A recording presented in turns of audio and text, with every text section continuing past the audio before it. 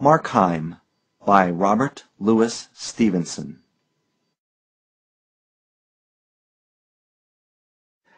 "Yes," said the dealer, "our windfalls are of various kinds. Some customers are ignorant, and then I touch a dividend on my superior knowledge. Some are dishonest," and here he held up the candle so that the light fell strongly on his visitor. "And in that case," he continued, "I profit by my virtue." Markheim had just entered from the daylight streets, and his eyes had not yet grown familiar with the mingled shine and darkness in the shop. At these pointed words, and before the near presence of the flame, he blinked painfully and looked aside. The dealer chuckled. "You come to me on Christmas Day," he resumed, "when you know that I am alone in my house, put up my shutters, and make a point of refusing business. Well, you will have to pay for that. You will have to pay for my loss of time, when I should be balancing my books. You will have to pay besides for a kind of manner that I remark in you today very strongly. I am the essence of discretion, and ask no awkward questions. But when a customer cannot look me in the eye, he has to pay for it." The dealer once more chuckled, and then, changing to his usual business voice, though still with a note of irony, "You can give me, as usual, a clear account of how you came into the possession of the object?" he continued. "Still your uncle's cabinet? A remarkable collector, sir." And the little, pale, round-shouldered dealer stood almost on tiptoe, looking over the top of his gold spectacles, and nodding his head with every mark of disbelief. Markheim returned his gaze with one of infinite pity and a touch of horror. "This time," said he, "you are in error. I have not come to sell, but to buy. I have no curios to dispose of. My uncle's cabinet is bare to the wainscot. Even were it still intact, I have done well on the stock exchange, and should more likely add to it than otherwise, and my errand today is simplicity itself. I seek a Christmas present for a lady," he continued, waxing more fluent as he struck into the speech he had prepared. "And certainly I owe you every excuse for this disturbing you upon so small a matter. But the thing was neglected yesterday. I must produce my little compliment at dinner, and, as you very well know, a rich marriage is not a thing to be neglected." There followed a pause during which the dealer seemed to weigh this statement incredulously. The ticking of many clocks among the curious lumber of the shop, and the faint rushing of the cabs in a near thoroughfare, filled up the interval of silence. "Well, sir," said the dealer, "be it so. You are an old customer after all. And if, as you say, you have the chance of a good marriage, far be it from me to be an obstacle. Here is a nice thing for a lady now," he went on. "This hand-glass, 15th century, warranted. Comes from a good collection, too, but I reserve the name, in the interests of my customer, who was just like yourself, my dear sir, the nephew and sole heir of a remarkable collector."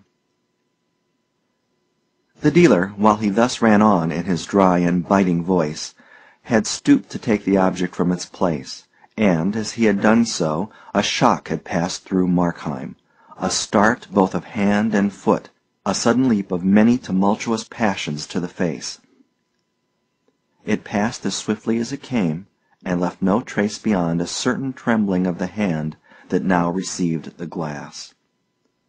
"A glass?" he said hoarsely, and then paused and repeated it more clearly. "A glass? For Christmas? Surely not!"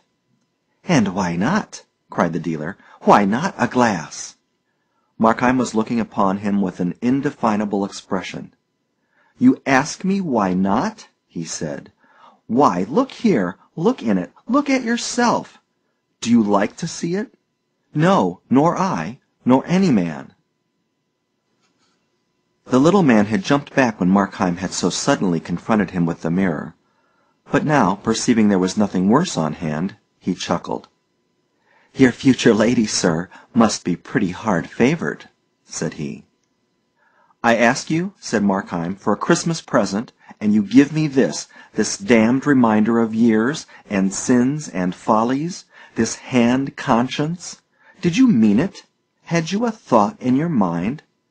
Tell me. It will be better for you if you do. Come, tell me about yourself. I hazard a guess now that you are in secret a very charitable man?" The dealer looked closely at his companion. It was very odd. Markheim did not appear to be laughing, yet there was something in his face like an eager sparkle of hope, but nothing of mirth. "What are you driving at?" the dealer asked. "Not charitable?" returned the other gloomily. "Not charitable, not pious, not scrupulous, unloving, unbeloved. A hand to get money, a safe to keep it. Is that all? Dear God, man, is that all?" "I will tell you what it is," began the dealer with some sharpness, and then broke off again into a chuckle. "But I see this is a love match of yours, and you have been drinking the lady's health." "Ah!" cried Markheim with a strange curiosity. "Ah! Have you been in love? Tell me about that." "I?" cried the dealer. "I in love? I never had the time, nor have I the time today for all this nonsense. Will you take the glass?" "Where is the hurry?" returned Markheim. "It is very pleasant to stand here talking, and life is so short and insecure that I would not hurry away from any pleasure, no, not even from so mild a one as this. We should rather cling to what little we can get, like a man at a cliff's edge. Every second is a cliff if you think upon it, a cliff a mile high, high enough, if we fall, to dash us out of every feature of humanity. Hence it is best to talk pleasantly.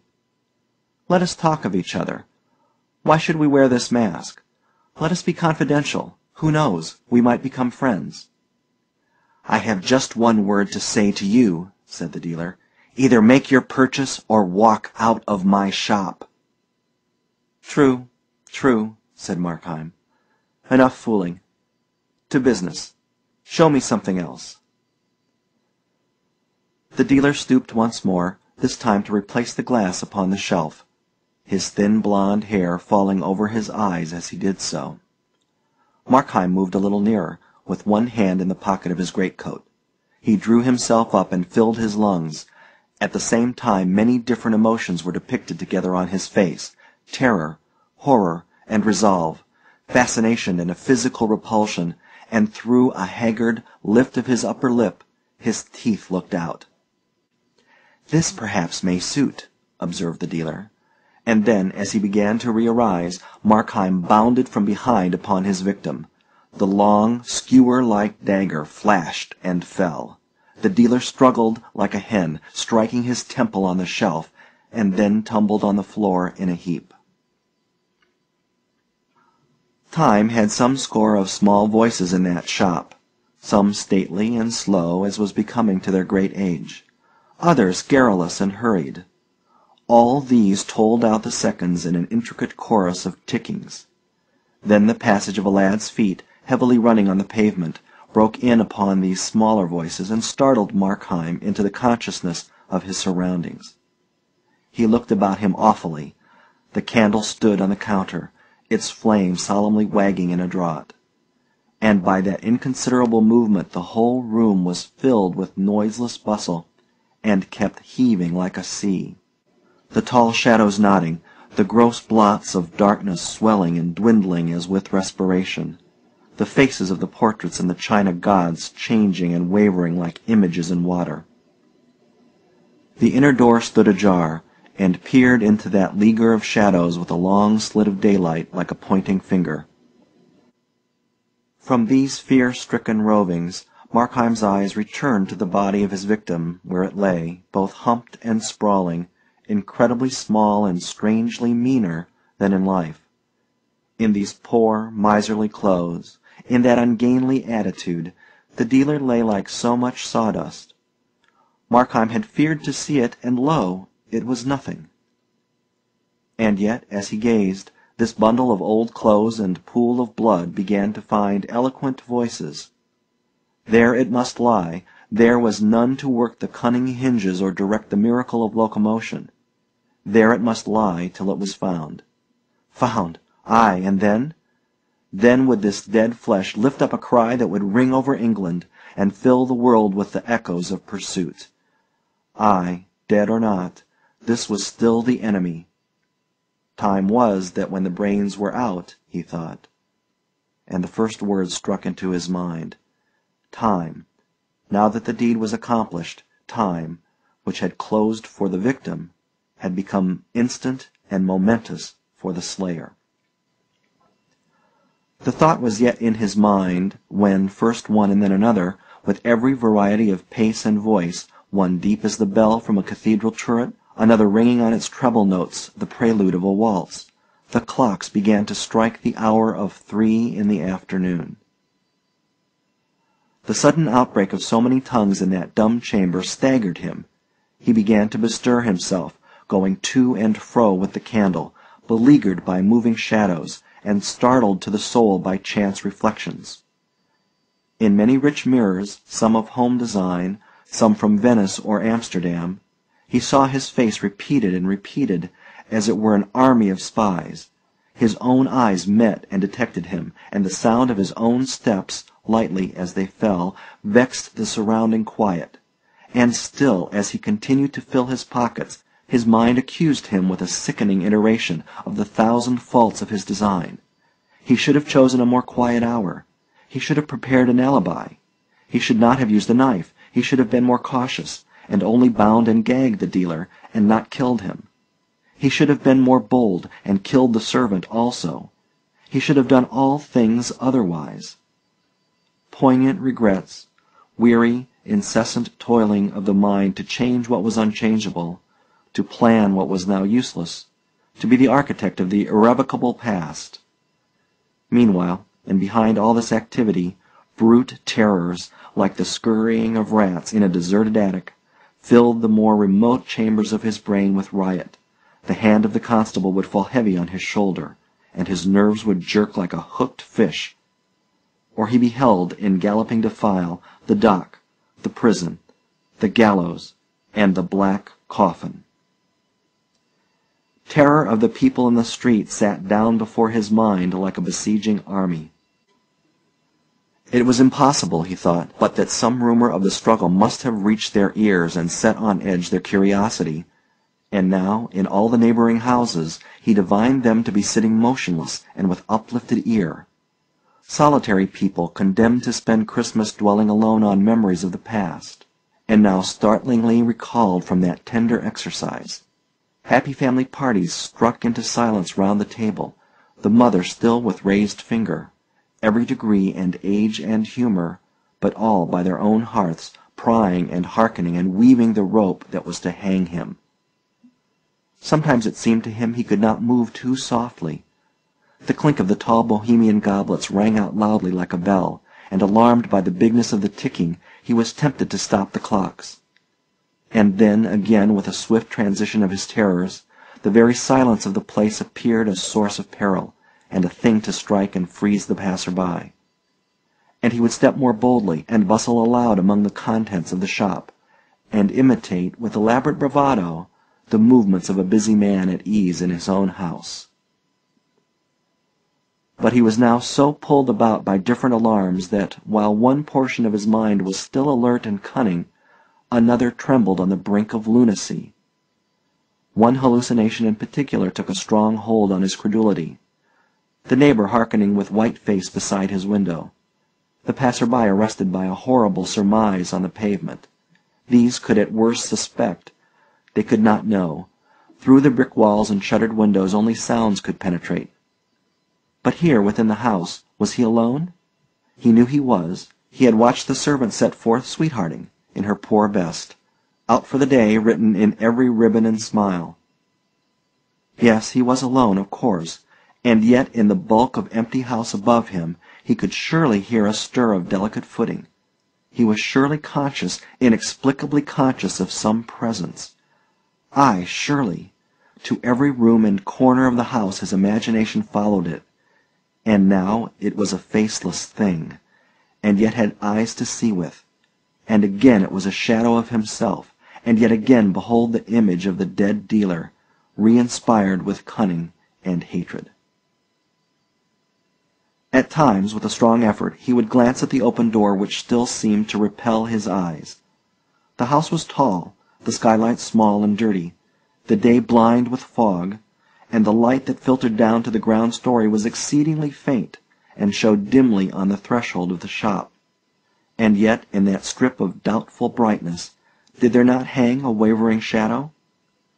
Suddenly, from the street outside, a very jovial gentleman began to beat with a staff on the shop door, accompanying his blows with shouts and railleries in which the dealer was continually called upon by name. Markheim, smitten into ice, glanced at the dead man. But no, he lay quite still. He was fled away far beyond earshot of these blows and shoutings. He was sunk beneath seas of silence, and his name, which would once have caught his notice above the howling of a storm, had become an empty sound. And presently the jovial gentleman desisted from his knocking, and departed.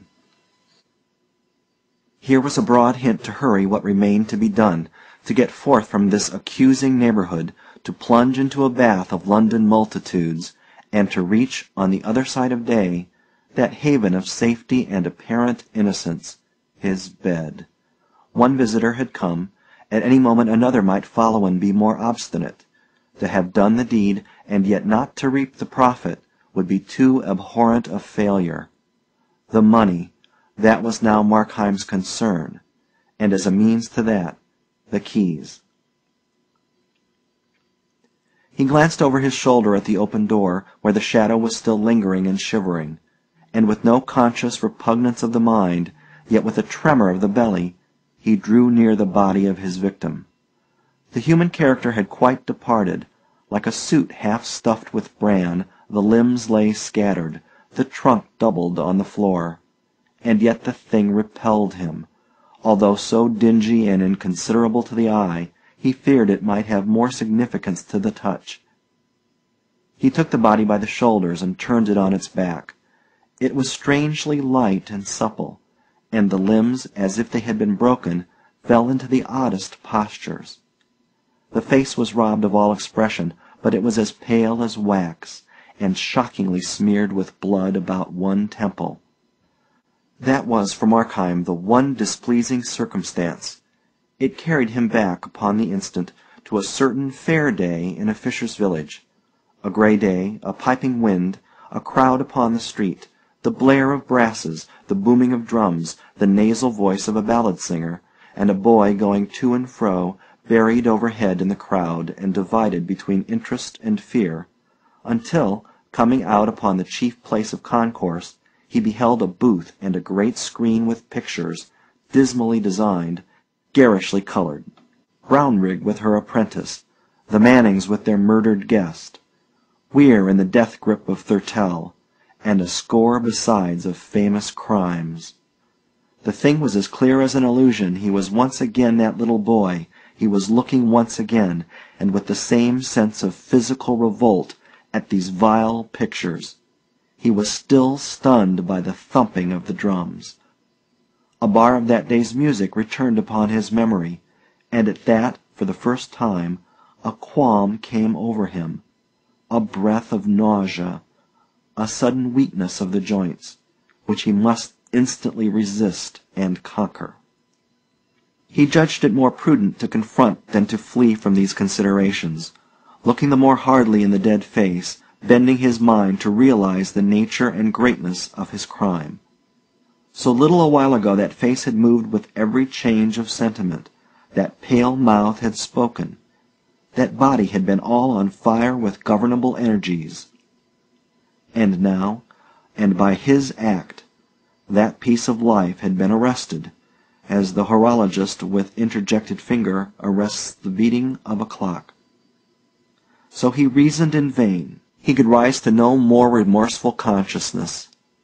The same heart which had shuddered before the painted effigies of crime looked on its reality unmoved.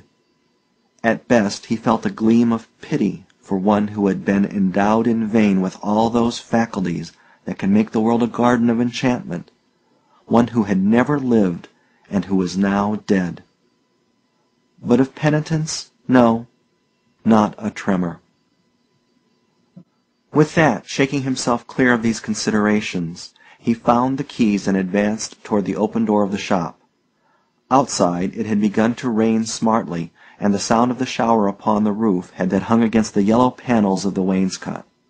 So loud was the beating of the rain through all the house that in Markheim's ears it began to be distinguished into many different sounds.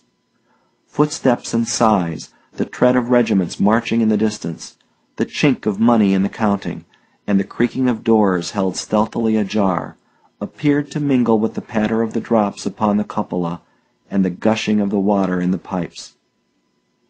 The sense that he was not alone grew upon him to the verge of madness. On every side he was haunted and begirt by presences. He heard them moving in the upper chambers. From the shop he heard the dead man getting to his legs. Like some dripping cavern, the chambers of the house were haunted by an incessant echoing, which filled the ear and mingled with the ticking of the clocks. And as Markheim approached the door, he seemed to hear, in answer to his own cautious tread, the steps of another foot withdrawing up the stair. The shadow still palpitated loosely on the threshold. He threw a ton's weight of resolve upon his muscles, and drew back the door. The faint, foggy daylight glimmered dimly on the bare floor and stairs, on the bright suit of armor posted, halberd in hand, upon the landing, and on the dark wood carvings and framed pictures that hung against the yellow panels, and as he began with a great effort to mount the stairs, feet fled quietly before him, and followed stealthily behind. If he were but deaf, he thought, how tranquilly he would possess his soul.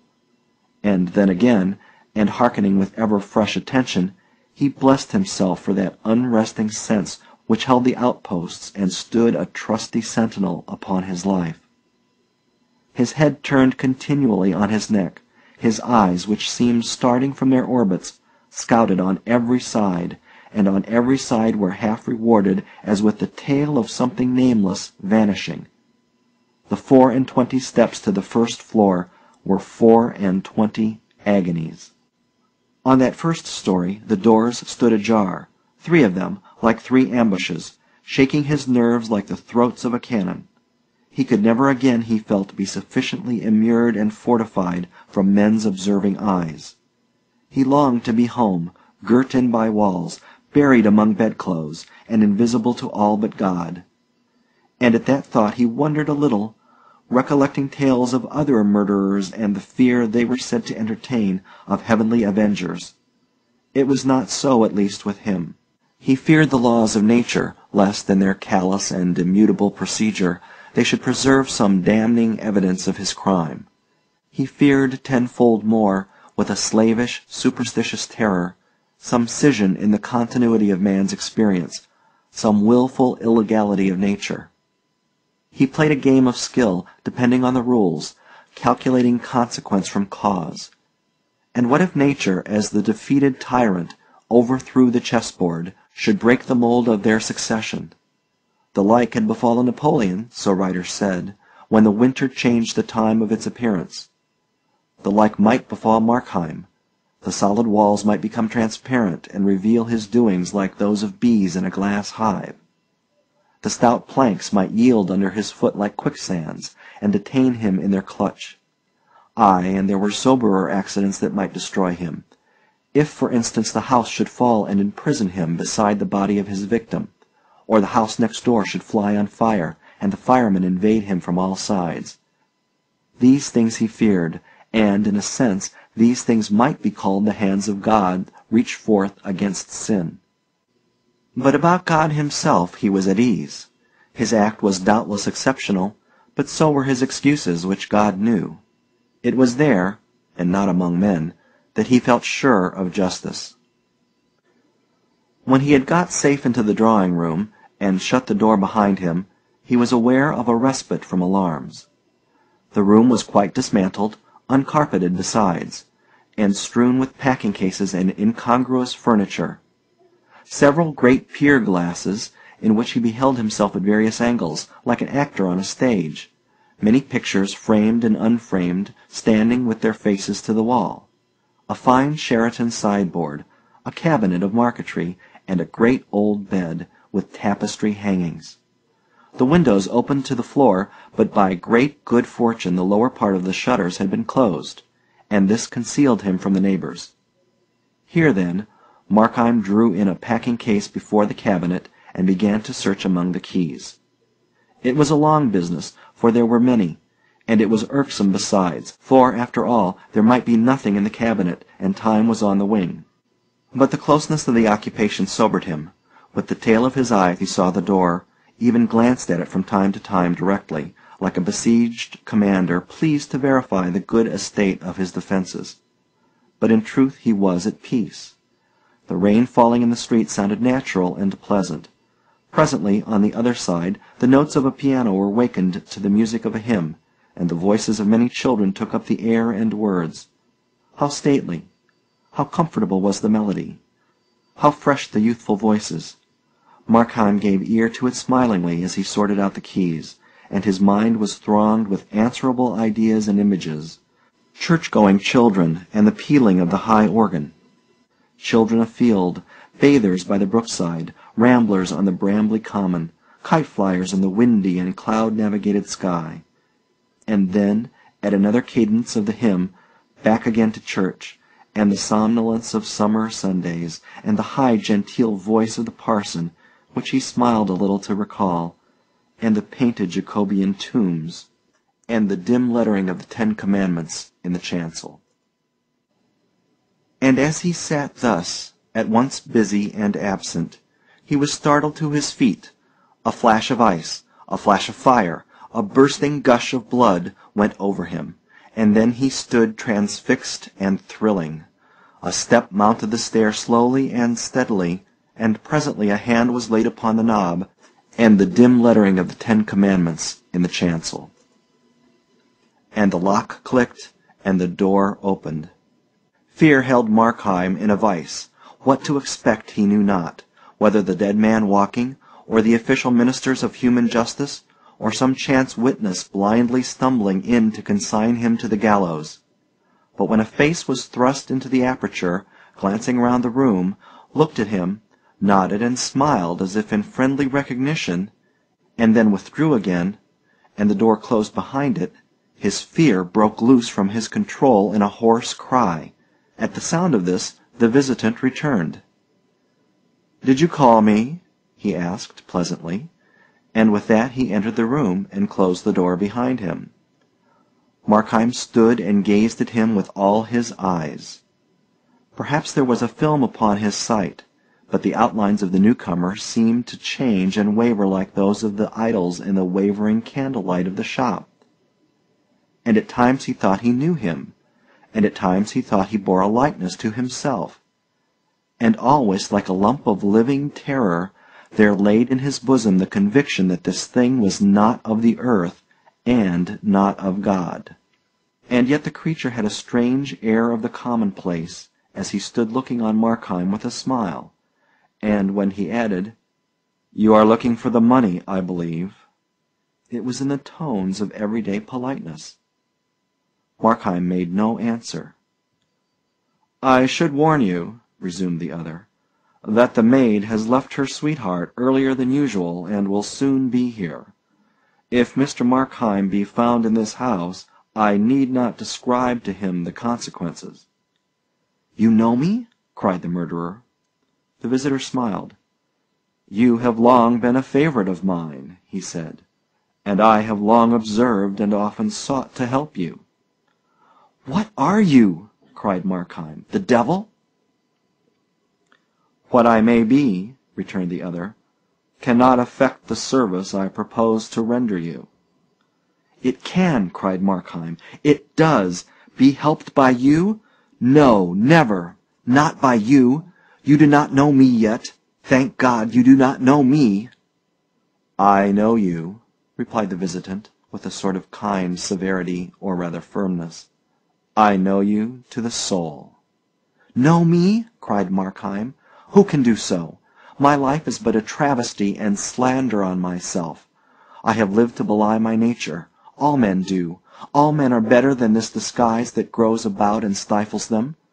You see each dragged away by life, like one whom bravos have seized and muffled in a cloak. If they had their own control, if you could see their faces, they would be altogether different. They would shine out for heroes and saints. I am worse than most. Myself is more overlaid. My excuse is known to me and God, but had I the time, I could disclose myself. To me? Inquired the visitant. To you before all, returned the murderer. I supposed you were intelligent. I thought, since you exist, you would prove a reader of the heart. And yet you would propose to judge me by my acts? Think of it, my acts. I was born and I have lived in a land of giants. Giants have dragged me by the wrists since I was born out of my mother. The giants of circumstance. And you would judge me by my acts? But can you not look within? Can you not understand that evil is hateful to me? Can you not see within me the clear writing of conscience, never blurred by any willful sophistry, although too often disregarded? Can you not read me for a thing that surely must be common as humanity, the unwilling sinner? All this is very feelingly expressed, was the reply, but it regards me not. These points of consistency are beyond my province, and I care not in the least by what compulsion you may have been dragged away, so as you are but carried in the right direction. But time flies, the servant delays, looking in the faces of the crowd and at the pictures on the hoardings, but still she keeps moving nearer, and remember, it is as if the gallows itself was striding towards you through the Christmas streets. Shall I help you? I, who know all? Shall I tell you where to find the money? For what price? Asked Markheim. I offer you the service for a Christmas gift, returned the other. Markheim could not refrain from smiling with a kind of bitter triumph. No, said he, I will take nothing at your hands. If I were dying of thirst, and it was your hand that put the pitcher to my lips, I should find the courage to refuse. It may be credulous, but I will do nothing to commit myself to evil. I have no objection to a deathbed repentance, observed the visitant. Because you disbelieve their efficacy? Markheim cried. I did not say so, returned the other, but I look on these things from a different side, and when the life is done my interest falls. The man has lived to serve me, to spread black looks under color of religion, or to sow tares in the wheat field, as you do in a course of weak compliance with desire. Now that he draws so near to his deliverance, he can add but one act of service, to repent, to die smiling, and thus build up in confidence and hope the more timorous of my surviving followers. I am not so hard a master. Try me. Accept my help. Please yourself in life as you have done hitherto. Please yourself more amply. Spread your elbows at the board, and when the night begins to fall and the curtains to be drawn, I tell you for your greater comfort that you will find it even easy to compound your quarrel with your conscience, and to make a truckling peace with God. I came but now from such a deathbed, and the room was full of sincere mourners, listening to the man's last words, and when I looked into that face, which had been set as a flint against mercy, I found it smiling with hope. And do you then suppose me such a creature? Asked Markheim. Do you think I have no more generous aspirations than to sin and sin and sin and at last sneak into heaven? My heart rises at the thought. Is this then your experience of mankind? Or is it because you find me with red hands that you presume such baseness? And is this crime of murder indeed so impious as to dry up the very springs of good? Murder is to me no special category, replied the other. All sins are murder, even as all life is war. I behold your race like starving mariners on a raft, plucking crusts out of the hands of famine and feeding on each other's lives. I follow sins beyond the moment of their acting. I find in all that the last consequence is death. And to my eyes the pretty maid who thwarts her mother with such taking graces on a question of a ball drips no less visibly with human gore than such a murderer as yourself. Do I say that I follow sins? I follow virtues also. They differ not by the thickness of a nail. They are both scythes for the reaping angel of death. Evil, for which I live, consists not in action, but in character. The bad man is dear to me, not the bad act, whose fruits, if we could follow them far enough down the hurtling cataract of the ages, might yet be found more blessed than those of the rarest virtues. And it is not because you have killed a dealer, but because you are Markheim, that I offer to forward your escape." "I will lay my heart open to you," answered Markheim. "This crime on which you find me is my last. On my way to it I have learned many lessons. Itself is a lesson, a momentous lesson. Hitherto I have been driven with revolt to what I would not. I was a bond-slave to poverty, driven and scourged. There are robust virtues that can stand in these temptations. Mine was not so. I had a thirst for pleasure. But today, and out of this deed, I pluck both warning and riches, both the power and a fresh resolve to be myself. I become in all things a free actor in the world. I begin to see myself all changed, these hands the agents of good, this heart at peace. Something comes over me out of the past, something of what I have dreamed on Sabbath evenings to the sound of the church organ, of what I forecast when I shed tears over noble books, or talked, an innocent child, with my mother. There lies my life. I have wandered a few years, but now I see once more my city of destination." "You are to use this money on the stock exchange, I think," remarked the visitor. "And there, if I mistake not, you have already lost some thousands?" "Ah," said Markheim, "but this time I have a sure thing." "This time, again, you will lose," replied the visitor quietly. "Ah, but I keep back the half," cried Markheim. "That also you will lose," said the other. The sweat started upon Markheim's brow. "Well, then, what matter?" he exclaimed. "Say it be lost. Say I am plunged again in poverty. Shall one part of me, and that the worst, continue until the end to override the better? Evil and good run strong in me, hailing me both ways. I do not love the one thing, I love all. I can conceive great deeds, renunciations, martyrdoms, and though I be fallen to such a crime as murder, pity is no stranger to my thoughts. I pity the poor. Who knows their trials better than myself? I pity and help them. I prize love. I love honest laughter. There is no good thing nor true thing on earth but I love it from my heart. And are my vices only to direct my life, and my virtues to lie without effect, like some passive lumber of the mind?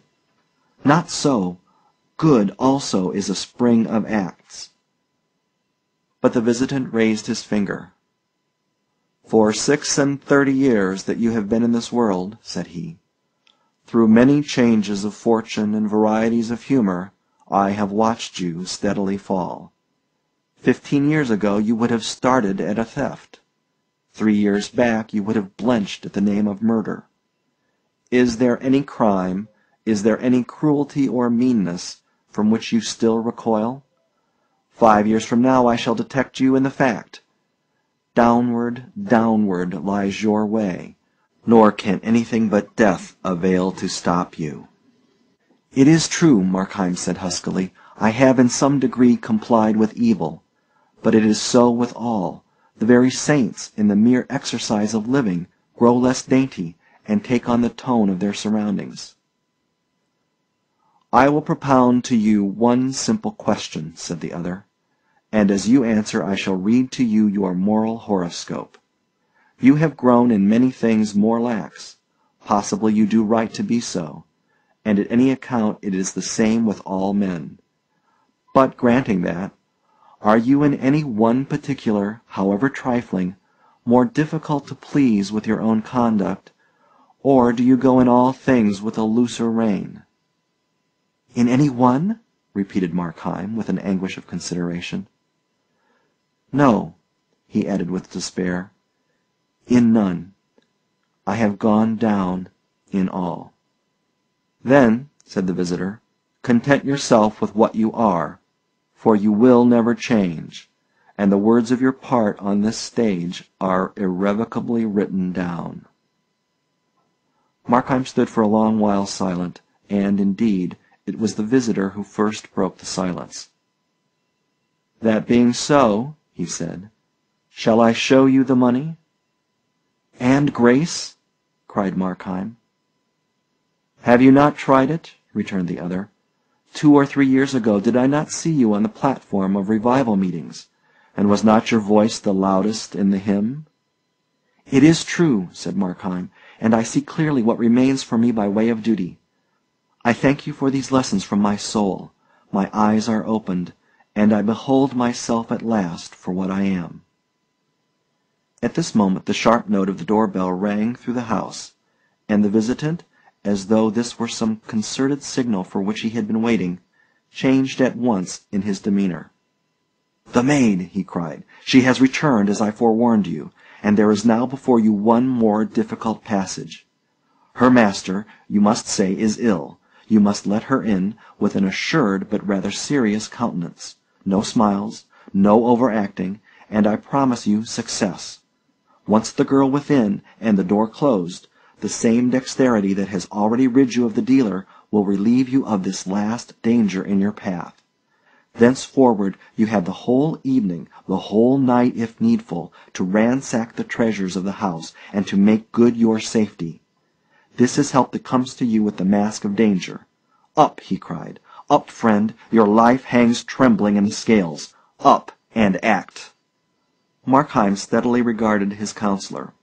"If I be condemned to evil acts," he said, "there is still one door of freedom open. I can cease from action. If my life be an ill thing, I can lay it down.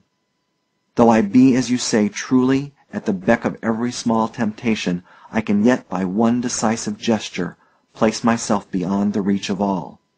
My love of good is damned to barrenness. It may, and let it be, but I have still my hatred of evil, and from that, to your galling disappointment, you shall see that I can draw both energy and courage." The features of the visitor began to undergo a wonderful and lovely change. They brightened and softened with a tender triumph, and, even as they brightened, faded and dislimned. But Markheim did not pause to watch or understand the transformation. He opened the door and went downstairs very slowly, thinking to himself. His past went soberly before him.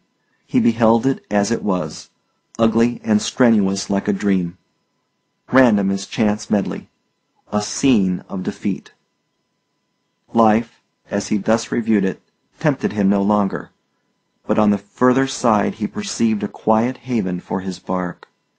He paused in the passage, and looked into the shop, where the candle still burned by the dead body. It was strangely silent. Thoughts of the dealer swarmed into his mind as he stood gazing.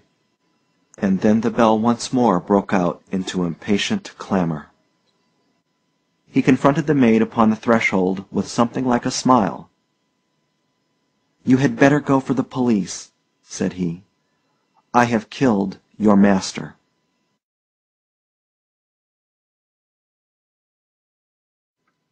End of Markheim.